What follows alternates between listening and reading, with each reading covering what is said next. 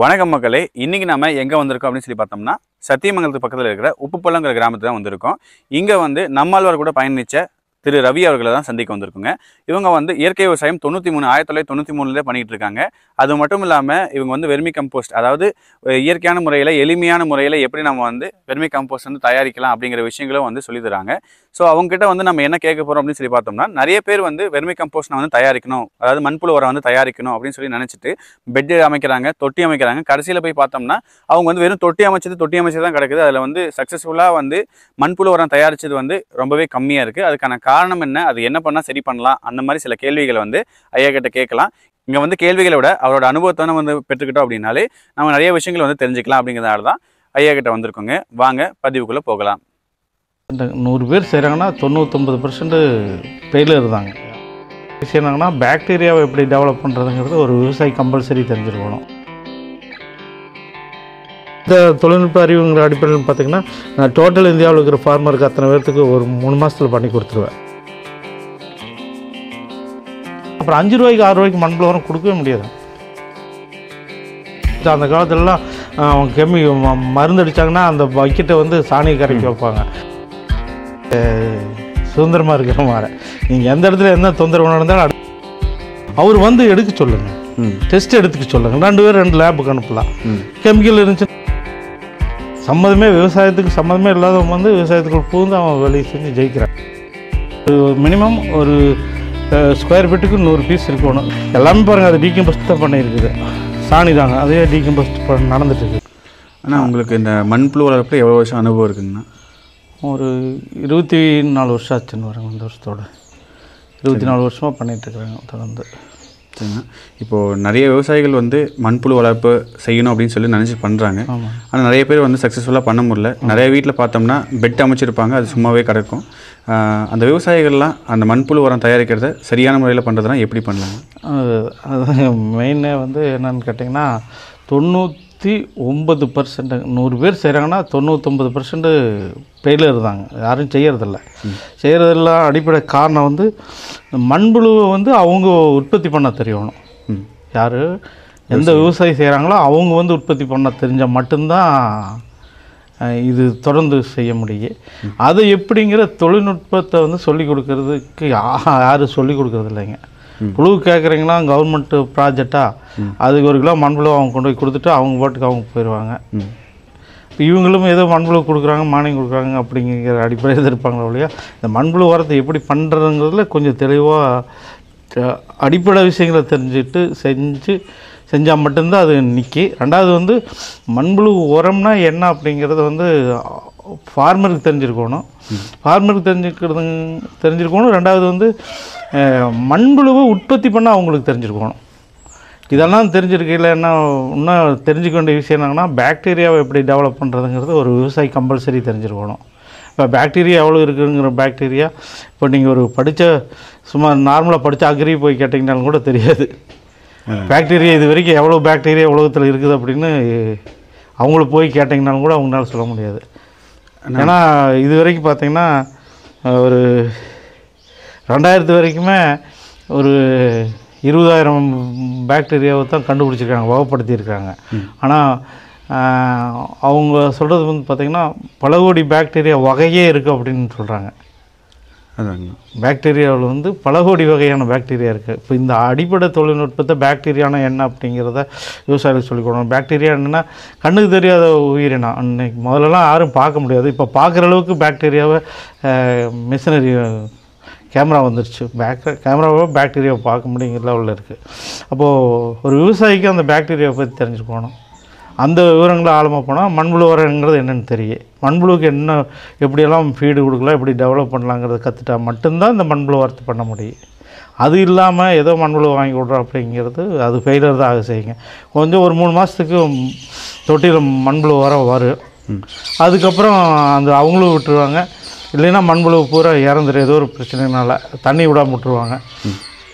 இல்லைன்னா உரம் எடுத்துகிட்டே இருந்தால் தொடர்ந்து அதனுடைய லைஃப் சைக்கிள் அதில் டெவலப் ஆகாது. ஏன்னா முட்டை குஞ்சு எல்லாமே குப்பையில் போயிடும். குப்பையில் போனால் மறுபடியும் புழு உற்பத்திக்கு என்ன பண்ணுவீங்க? இப்போ புழு உற்பத்தி பண்ண தெரிஞ்சிருக்கணும். விவசாயினா மண்புழு அவங்களே உற்பத்தி பண்ண தெரிஞ்சால் மட்டும்தான் இது சக்ஸஸ் ஆகும். அது இல்லாமல் தொடர்ந்து மண்புழு வாங்கிட்டு இருக்க முடியாது. முதல்ல யார் சொல்லிக் கொடுக்குறாங்களோ வாங்குறீங்களோ அவங்க தெளிவாக எப்படியெல்லாம் பண்ணணும் அப்படிங்கிறத அவங்க சொல்லிக் கொடுத்தாங்கன்னா நீங்கள் டெவலப் பண்ணிக்கலாம். அப்படி எதுவுமே சொல்லிக் கொடுக்கலைன்னா டெவலப் பண்ணுறதுங்கிறது கஷ்டம். எல்லாம் விட யோசிக்கணும். நாமளும் விவசாயம்னா அதே பழைய டைப்லேயே இருந்துட்டு எதுவுமே இல்லாமல் செய்ய முடியுமான்னு கேட்டிங்கன்னா கண்டிப்பாக செய்ய முடியாது. தொழில்நுட்ப அறிவு எதை செஞ்சாலும் வேணும். மண்புழு உரம் ஃபெயிலியர் ஆகிறதுக்கு அடிப்படை காரணமே வந்து மண்புழு உற்பத்தி பண்ண தெரியணும் விவசாயிக்கு. ரெண்டாவது வந்து எந்த மாதிரி இடத்துல எந்த மாதிரி பெட்டு போடலாம், அதை எப்படி கவனிக்கணும் அப்படிங்கிற தெளிவான சிந்தனை வேணுங்க. அது இல்லாமல் செய்கிறதுக்கு வாய்ப்பே இல்லை. செஞ்சு தான் ஆகணும். இப்போ இந்த மண்புழு விற்பனை செய்கிறவங்களும் கொடுக்குறவங்களுக்கு வந்து சொல்லிக் கொடுக்கணும் அப்படிங்கிற மாதிரி கண்டிப்பாக சொல்லிக் கொடுக்கணும். அப்படி யாரும் சொல்லிக் கொடுக்குறது இல்லைங்க. அதுதான் பிரச்சனையே.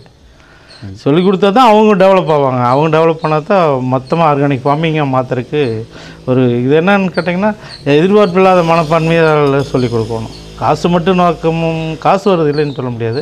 காசு மட்டுமே நோக்கமாக இருந்து செஞ்சால் இந்த மாதிரி பிரச்சனை தான் வரும். முன்னாடி வந்து பாக்டீரியா பற்றி சொல்லியிருந்தீங்க. அந்த பாக்டீரியாவுக்கும் மண்புழு உற்பத்தி செய்கிறதுக்கும் மண்புழு உரம் உற்பத்தி செய்கிறது சம்மந்தம் இருக்குங்களா? சம்மந்தம் கண்டிப்பாக இருக்காங்க. பாக்டீரியா இல்லாமல் உலகமே இல்லையே. பாக்டீரியா டீகம்போஸ்ட் பண்ண கழிவுகளுக்கு தான் மண்புழு சாப்பிடும். இப்போ கரும்பு சாகை இருக்குது. கரும்பு சாகை எப்படி சாப்பிடுங்க மண்புழு? அதே மாதிரி தென்னை இருக்குது, ஒரு இலை இருக்குது. எல்லாமே வந்து பாக்டீரியானால் சிதைக்கப்பட்டால் தான் அடுத்த கட்டமாக மண்புழு சாப்பிடும். பாக்டீரியா சிதைக்கப்பட்ட பொருட்களை வந்து மண்புழு சாப்பிடும். இப்போ மண்புழுவுக்கு வந்து உணவு கொடுக்குறதே பாக்டீரியா மாதிரி சிதைக்கப்பட்ட பொருள் கொடுத்திங்கன்னா டெவலப் பண்ண முடியும்.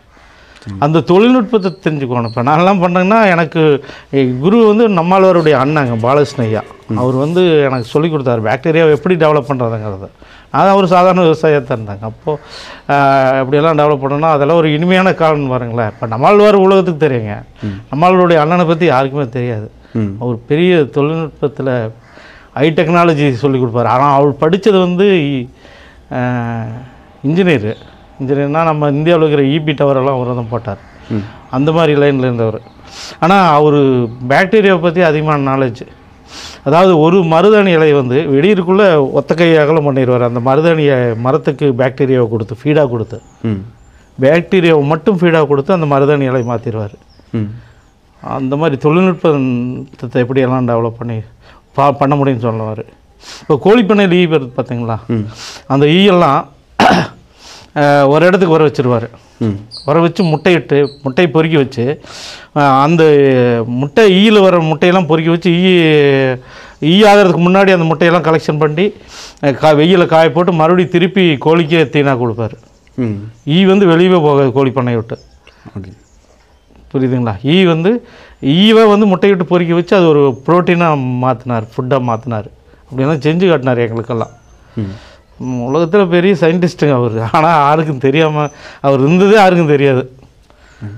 அந்த மாதிரி பாக்டீரியாவை டெவலப் பண்ணுறது எப்படின்னு சொல்லிக் கொடுத்தோம். சாணியில் பாக்டீரியா இருக்குது, மாட்டு வயிற்றுலேருந்து வர சாணியில் பாக்டீரியா இருக்குது, பப்பாளி பழத்தில் பாக்டீரியா இருக்குது, பழங்கள் எல்லாமே பாக்டீரியா இம்ப்ரூவ்மெண்ட் ஆகும், புண்ணாக்கில் பழம் டெவலப்மெண்ட் ஆகும். இந்த மாதிரி எந்த மெட்டீரியலை நீங்கள் மற்ற கழிவு கூட சேர்த்திங்கனாலும் டீகம்போஸ்ட் ஆகும், பாக்டீரியாவும் டெவலப் ஆகும். இதுதான் சிம்பிள் சிஸ்டம். இதை வந்து நீங்கள் மண்புழுவுக்கு ஃபீடாக கலக்கி கொடுத்துட்ருக்கல மண்புழுவும் டெவலப்மெண்ட் ஜாஸ்தியாக இருக்கும். நீங்கள் அதான் பாருங்களேன். இப்போ எனக்கெல்லாம் தொழில்நுட்ப அறிவுங்கிற அடிப்படையில் பார்த்திங்கன்னா நான் டோட்டல் இந்தியாவில் இருக்கிற ஃபார்மருக்கு அத்தனை பேர்த்துக்கு ஒரு 3 மாதத்தில் பண்ணி கொடுத்துருவேன். கவர்மெண்ட் சப்போர்ட் பண்ணிச்சுன்னா. விளையாட்டுகள் இல்லைங்க, ப்ராக்டிக்கலாக பண்ணி கொடுத்துருவேன். உங்களுக்கு ஒரு 100 டன் மண்புழு மட்டும் வேணுன்னா பண்ணி கொடுத்துருவேன். 100 டன்னு இல்லை 1000 டன் மண்புழு வேணும் இந்தியாவுக்கு அப்படின்னாலும் பண்ணி கொடுத்துட முடியும். ஏன்னா எனக்கு அதை எப்படி பண்ணுறதுங்கிறது கற்றுட்டேங்க. தொடர்ந்து தப்பாக செஞ்சு ஒரு வேலை செய்யறது தப்பாக நிறையா செய்கிறாங்க. தப்பாக செய்யலை, அடுத்தது எப்படி இது மறுபடியும் இம்ப்ரூவ்மெண்ட் பண்ணுறதுங்கிறது அடுத்த கட்டத்துக்கு டெவலப் பண்ணிக்கிறேன். அவ்வளோதாங்க. இப்போ டெலிவரியை வந்து பெரிய புழுவுகளை கொடுத்துட்டு இருந்தாங்க. முதல்ல வந்து கிலோ ரேட்டு கொண்டு வந்தோன்னே நான் தான் கொண்டு வந்தேங்க. இந்தியாவில் எண்ணிக்கை ₹1, ஒரு பீஸ் ₹1, ₹1 ₹2 விற்றுச்சுங்க. 2000 ஒரு புழு ₹2. அப்போ வந்து நிறைய ஃப்ரெண்டுகளாக விற்றுட்டு இருந்தாங்க. அவங்க அப்போ பார்த்திங்கன்னா அவங்களும் எங்கேன்னா ஆந்திரா போய் வாங்கிட்டு வர்றது, கர்நாடகாவில் போய் வாங்கிட்டு வர்றது, இப்படித்தான் விற்றுட்டு இருந்தாங்க. அப்புறம் பாலகிருஷ்ண ஐயா கூட நான் இருந்தேங்க. ஐயா கூட தான் நான் வேலை செஞ்சுட்டு இருந்தேன். நம்மளவர் கூட இருந்தேன். பாலகிருஷ்ண ஐயாவோட நல்லா தொடர்பு கிடச்சி. அப்புறம் அப்போ ஒரு நாள் பேசிகிட்டு இருக்கல, எனக்கு கொஞ்சம் கடனெல்லாம் இருக்குதுங்கய்யா, நான் கொஞ்சம் கஷ்டப்பட வேண்டியதாக இருக்குது, என்ன பண்ணுறேன்னு தெரியல அப்படின்னு. சரி ஒன்று பண்ணலாமா அப்படின்னு கேட்டார். என்னங்க ஐயா பண்ணலாம்? மண்புழு டெவலப் பண்ண நான் சொல்லித்தரேன், எப்படியாச்சும் விற்கலாம் அப்படின்னு சொன்னார். சரிங்க ஏன்ட்டு அப்புறம் எப்படி டெவலப் பண்ணுறதுன்ட்டு அங்கேருந்து எனக்கு கொஞ்சம் மண்புழு எடுத்துகிட்டு வந்தாங்க. கொஞ்சம் பீஸ் எடுத்துகிட்டு வந்து அது ஒழுங்காக கொண்டு வர தெரியாமல் அங்கேயே வர வழியில எல்லாம் முக்கால்வாசி சேர்த்துருச்சுங்க. கிட்டத்தட்ட 95% சேர்த்து போச்சு. ஒரு 5% தான் கொண்டு வந்து சேர்த்துனேங்க, கொண்டு வர தெரியாமையே. அப்புறம் அந்த 5% வச்சு டெவலப் பண்ணாங்க. அப்போது இப்போ வந்து அதை இம்ப்ரூவ்மெண்ட் பண்ணி பல கோடி மண்புழு டெவலப் பண்ண எனக்கு தெரியும். இப்போ கோடிக்கணக்கான மண்புழு பெருமைக்காக இல்லைங்க, இப்பவும் பண்ணிகிட்ருக்குறேன். இப்போ மாதம் கிட்டத்தட்ட ஒரு 4 லட்சம் 3 லட்சம் பீஸ் அனுப்பிச்சிட்டு இருக்கிறேங்க. அந்தளவுக்கு தான் டெவலப் பண்ணிகிட்ருக்குறேங்க. வேறு இப்போ யூனிவர்சிட்டி அக்ரி யூனிவர்சிட்டிக்கு இந்த வாரம் கூட கேரளா பண்ணேங்க. இப்போ கோயம்புத்தூரில் ஒரு ஆர்டர் இருக்குது ஆனகட்டியில். திருவண்ணாமலை பண்ணாங்க கேவிகேவுக்கு. கவர்மெண்ட்டு கேவிகேவுக்கெல்லாம் நிறைய பண்ணுறாங்க.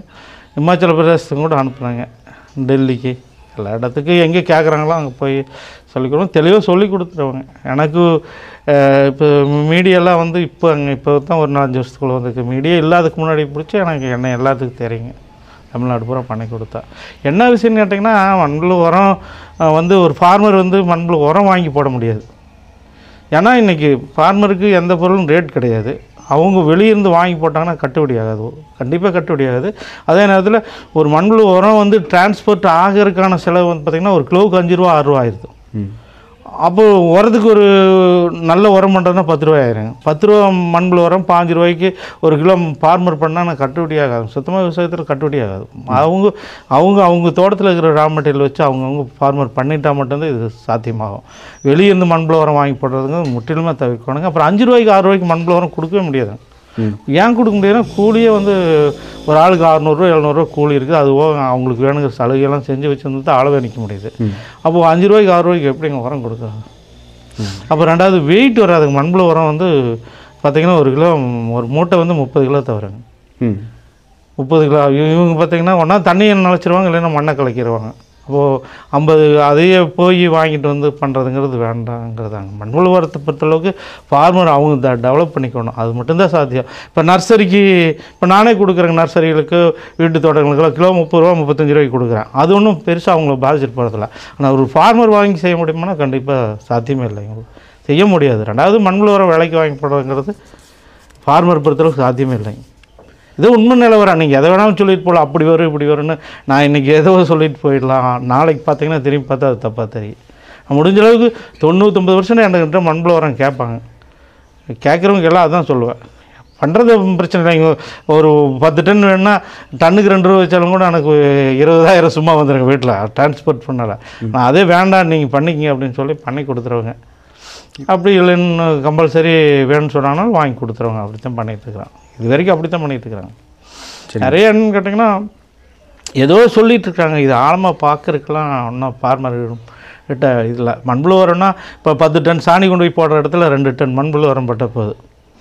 அந்த 10 டன்னில் என்ன சத்து இருக்கோ அந்த இதுலேயே சத்து இருக்கும். இதே பாஸ்போ பாக்டீரியா சூடாமனஸ் என்ன பாக்டீரியா வேணுமோ அந்த பாக்டீரியாவை மண்புழுவுக்கே கலக்கி ஃபீடாக கொடுத்துடலாம். கொடுத்தா அது இம்ப்ரூவ்மெண்ட் பண்ணிக்கோங்க. ஒரு பாக்டீரியாவில் போகையில் மண்புழு இருந்து வரையில் ஆயிரக்கணக்கான பாக்டீரியாவை வெளியே வரும். அந்த மாதிரி சிம்பிள் சிஸ்டம்லாம் பண்ணிக்கலாங்க. நிறைய இப்போ சிம்பிள் பண்ணிக்கலாங்க, முந்தி மாதிரி இல்லை. இப்போ தொழில்நுட்ப ரீதியாக நிறைய தெரிஞ்சிருக்கிறப்போ. முதல்ல நாங்கள் ஆர்கானிக் ஃபார்மிங் போனதே 93ங்க. அப்போல்லாம் பார்த்திங்கன்னா நான் ஒரே ஃபார்மர் தான் இருந்தேன் இந்த ஈரோடு டிஸ்ட்ரிக்டை. அப்புறம் 2000 கரும்பு நான் தான் ஃபஸ்ட்டு ஆர்கானிக் ஃபார்மர். இந்த பனாரிமன் சோர்ஸுக்கு 5 அடி பார் நான் தான் முதல் பார் போட்டாங்க. அப்புறம் பார்த்தா சுரேஷ் தாசான்னு கர்நாடகாவில் வந்து வந்தார். அவர் 12 அடி பார் போட்டு 40 வருஷம் ஆச்சு. நாங்கள் அப்படியெல்லாம் இருக்காங்க. நிறைய தொழில்நுட்பமான தகவல் வந்து ஃபார்மருக்கு போய் சேரணும், நிறைய டெக்னிக்கலாக வந்து சேரணும். என்னென்ன பண்ணலாம் அப்படிங்கிறது, எந்தெந்த கழிவுகளை எப்படி மாற்றலாம், ஃபார்மில் இருக்கிற கழிவுகளை எப்படி மாற்றிக்கிறது அப்படிங்கிற சிஸ்டத்தை எல்லாமே அவங்க ஃபார்மர் டெவலப் பண்ணால் மட்டும்தான் ஃபார்மரிங்க இப்போ இருக்கிற சூழ்நிலை தாக்குப்பிடிச்ச முடியும். இல்லைன்னா இதை விட இன்னும் நிலைமை மோசமாகும். அந்தந்த கழிவுகளை அந்தந்த இடத்துல போட்டு அங்கேயே டீகம்போஸ்டிங் பண்ணிக்கலாம். அதுதான் சாலை சிறந்தது. அவங்கவுங்க ஃபார்மில் இருக்கிற வேஸ்ட்டுகளை வச்சு மண்புழு உரம் தயாரிச்சுக்கிறது. இல்லைன்னா வாங்கியும் கூட மண்புழு உரத்தை தயார் பண்ணிக்கலாம். மண்புழு உரமாக வாங்கக்கூடாது. வாங்கக்கூடாதுன்னு கேட்டிங்கன்னா நீங்கள் அவங்க மண்புழு உரம் சேல்ஸ் பண்ணுறவங்க ஒரு 5 டன் தான் வச்சுருப்பான். ஆனால் நீங்கள் ஒரு 10 டன் கேட்பீங்க. 10 டன் கேட்கல அவன் ஒன்றா வந்து மண்ணை கலக்கவும் இல்லைன்னா தண்ணி ஊற்றிடுவான். இதுதான் நடந்துச்சுங்க. 2000 நான் எனக்கு ஒரு ஆர்டர் கிடச்சிங்க, 1000 டன்னுங்க. இப்போ இல்லைங்க, 2000 1000 டன் ஆர்டருங்கிறது பெரிய ஆர்டர். இந்த இவங்க இருக்காங்க திபெத்தின் செட்டில்மெண்ட்டு, இங்கே கேள்விப்பட்டிருக்கேன். இங்கே இருக்குங்க கொல்லகாலத்து பருவ ரோட்டில். அவங்களுக்கு 10,000 ஏக்கரை கவர்மெண்ட் கொடுத்துருக்கு. அதுக்கு 1000 டன் மண்புழு உரம் கேட்டாங்க. சரி நான் ஆர்டர் எடுத்துட்டேன், சரி நான் செஞ்சு கொடுக்குறேன்ட்டு நான் பக்கத்தில் இருக்கிறவங்களுக்கு எல்லாத்துக்கும் கொடுத்துருந்தாங்க மண்புழு உரம் பண்ணி கொடுக்க சொல்லி. அதில் பார்த்தீங்கன்னா நான் 10 டன் பண்ணது தான் மண் இல்லைங்க, ஒரு 100 டன் போனதில்லை, மீதி 90 டன்னில் மண். அப்போது 1,00,000 ரூபா லாஸுங்க 2000-ல் பாருங்கள்.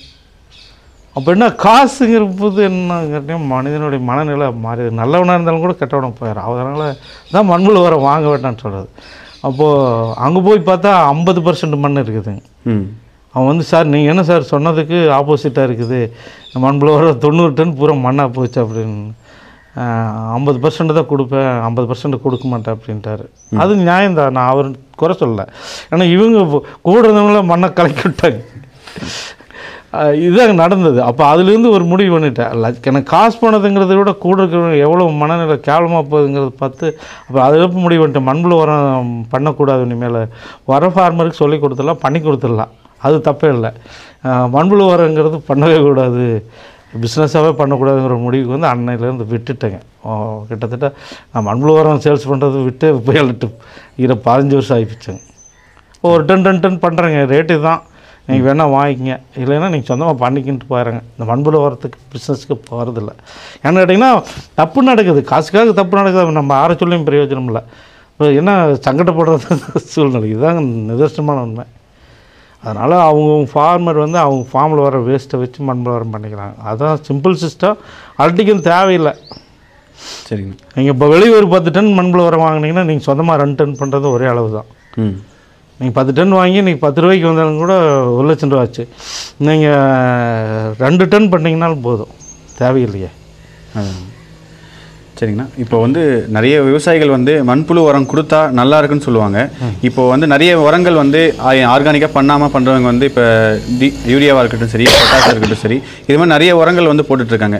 இந்த மண்புழு உரம் கொடுத்தோம்னா அந்த செடிக்கு வந்து என்ன மாதிரி வளர்ச்சிக்கு அது இருக்கும், எந்த மாதிரி சப்போர்ட் பண்ணும்? இப்போ இது வந்து பயோ உயிரினம் இருக்கிறது தாங்க. இது வந்து கெமிக்கல் உரம் வந்து அதில் உயிர் இருக்காது, இதில் வந்து பயோங்க உயிரினம் இருக்குது. இதுக்குமே வந்து ஃபஸ்ட்டு வந்து மண்புழு உரத்தை விட கோழி எரு ஃபஸ்ட்டு அப்ளை பண்ணலாங்க.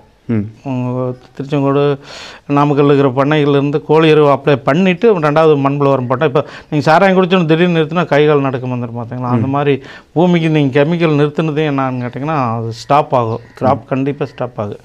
அதாவது நாராயண ரெட்டி கிட்ட கேட்கலாம். நாராயண ரெட்டின்ட்டு கர்நாடகாவில் ஆர்கானிக் ஃபார்மர், அவர் தான் நம்பர் 1 ஆர்கானிக் ஃபார்மர். அவர்கிட்ட கேட்கல தான் அவர் கோழி எரு ஃபஸ்ட்டு அப்ளை பண்ண சொல்லிவிட்டு அப்புறம் மண்புழு உரம் பண்ண சொல்ல அப்படின்னு சொன்னார். அப்புறம் அதே நாங்கள் கரும்புக்கு அப்படித்தான் பண்ணாங்க. இப்போ 72 டன் கரும்பு எடுத்தேன் ஒரு ஏக்கரில். ஆமாம், ஒரு ஏக்கராவுக்கு. அப்புறம் 84 எடுத்தாங்க. அப்புறம் ஆள் பிரச்சனைனால பண்ணி பிரச்சனை இதெல்லாம் வந்து அப்புறம் கரும்பு விட்டுட்டு தோப்புக்கு போயிட்டு வந்தேன். தோப்பு மற்ற மரங்க அப்படி இருக்குது. இப்போ நிறைய விஷயங்கள் என்னன்னு கேட்டிங்கன்னா சூழ்நிலைக்கு தகுந்த மாதிரி நாமளும் மாற வேண்டிய கட்டாயத்தில் தான் இருக்கிறோம். அப்போ அதனால் என்ன கேட்டிங்கன்னா கெமிக்கல் ஃபார்மிங் செஞ்சுட்டு இருந்தீங்கன்னா அதில் பாக்டீரியா டோட்டல் லாஸ் ஆகிடும். கடைசியில் மண்ணில் பாக்டீரியா இல்லாமல் போயிடும். ஒரு மண்ணுனா என்னன்னு கேட்டிங்கன்னா ஒரு ஸ்பூன் மண்ணில் 10,000, ஒரு குண்டூசி மண்ணில் 10,000 பாக்டீரியா இருக்கணும். ஒரு ஸ்பூனில் மண்ணில் வந்து 3 கோடி பாக்டீரியா இருக்கணும். ஒரு ஸ்பூனில் வந்து 3 கோடி இருக்கணும். ஒரு 100 டன் மண் எடுத்திங்கன்னா 10 டன் மண்ணில் வந்து பாக்டீரியா இருக்கிற மண்ணாக இருக்கணும், பயோமாஸாக இருக்கணும்.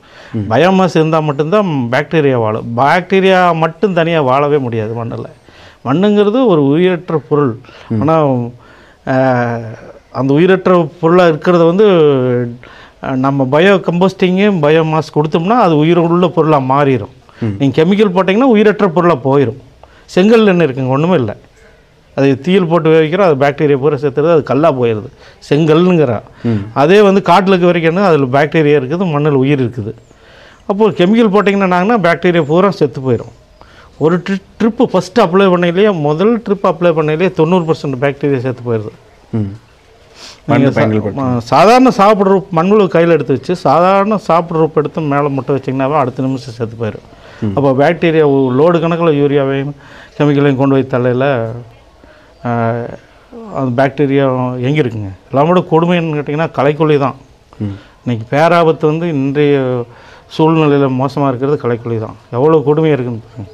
கேன்சர் 6 வயசு குழந்தைக்கு இங்கே பக்கத்தில் தோட்டத்தில் கேன்சர் இருக்குது, 6 வயசு குழந்தைக்கு. கொடுமை பாருங்க. அப்போ கேன்சருங்கிறது எங்கேயோ ஒரு 100 பேர்த்த எடுத்தால் ஒருத்தருக்கு தான் கேன்சர் இருக்கும்.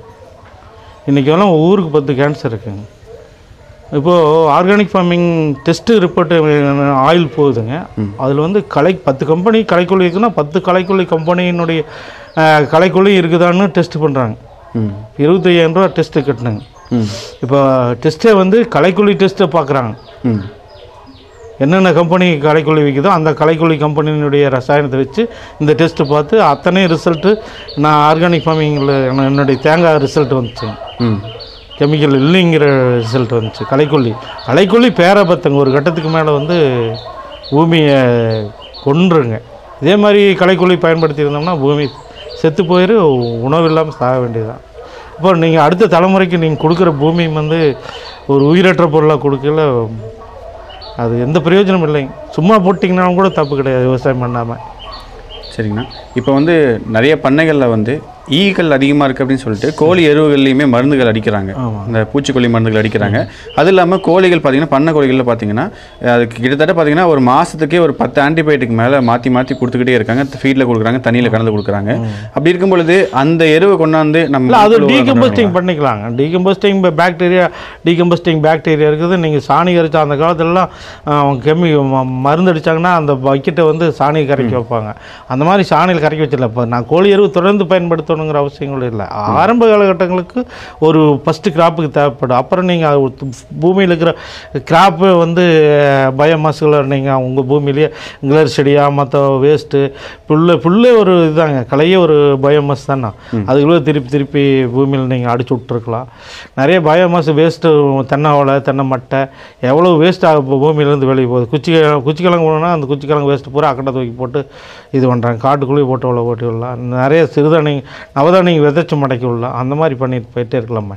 ஒரு கிராப்புக்கு தான் இப்போ என்ன சொல்கிறாங்க, ஃபஸ்ட்டு ஒரு கெமிக்கல்லேருந்து ஆரம்பத்தில் முதல் வர்ற போது தான் அது இருந்தாலும் கூட அது டீகம்போஸ்ட் ஆகும். இதுக்கு மோசம் கிடையாது, யூரியாவுக்கு கோழி எருவு மோசம் கிடையாது. நீங்கள் அப்படி தான் பார்க்கணும். அதுவே வெளியே கொட்டி டீகம்போஸ்டிங் பண்ணிடலாங்க. நீங்கள் சொல்கிறது உண்மைதான், இல்லைன்னு சொல்ல முடியாது. அதே மாதிரி பார்த்திங்கன்னா